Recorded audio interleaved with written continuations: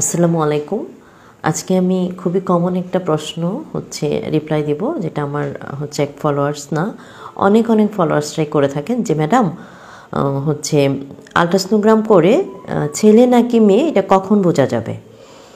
যে এটা খুবই কমন একটা প্রশ্ন এবং এটা জাতীয় প্রশ্ন বলা যায়।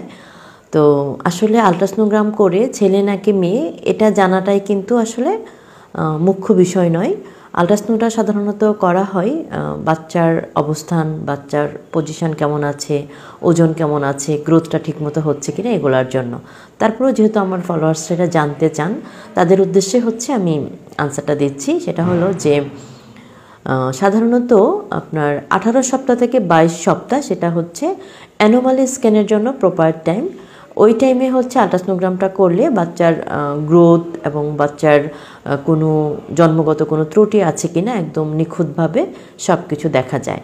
তো যেহেতু অ্যানোমালি স্ক্যানটা 18 থেকে 22 সপ্তাহের মধ্যে করা হয়, তার মানে 4.5 মাস থেকে 5.5 মাস, সেই জন্য তখন কিন্তু আসলে বাচ্চার যে জেন্ডারটা সেটাও ভালো বোঝা যায়। বাট অ্যানোমালি স্ক্যান ছাড়া যে নর্মাল যে আলট্রাসোনোগ্রামগুলো করা হয় সেগুলোর ক্ষেত্রে 6 মাস থেকে 7 মাসের সময়, ওই সময়টা বেটার ছেলে নাকি মেয়ে সেটা বোঝার জন্য।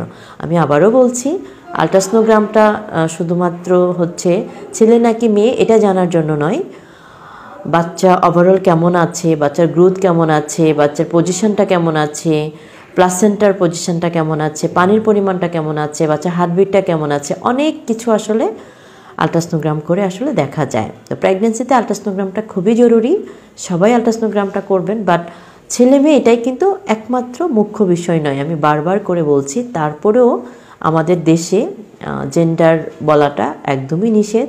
তারপরও আপনারা যারা জানতে খুব আগ্রহী থাকেন, তারা আপনারা যখন আলট্রাসোনোগ্রাম করবেন, যে ডক্টরের কাছে আলট্রাসোনোগ্রাম করবেন, তাদেরকে যদি রিকোয়েস্ট করেন বোঝা যায়। যদি ডক্টর মনে করেন যে বলা যেতে পারে, তখন বলবে, না বললেও এখানে কোনো কিছু করার নেই। হ্যাঁ, যেহেতু আমাদের সেটা বলা নিষেধ।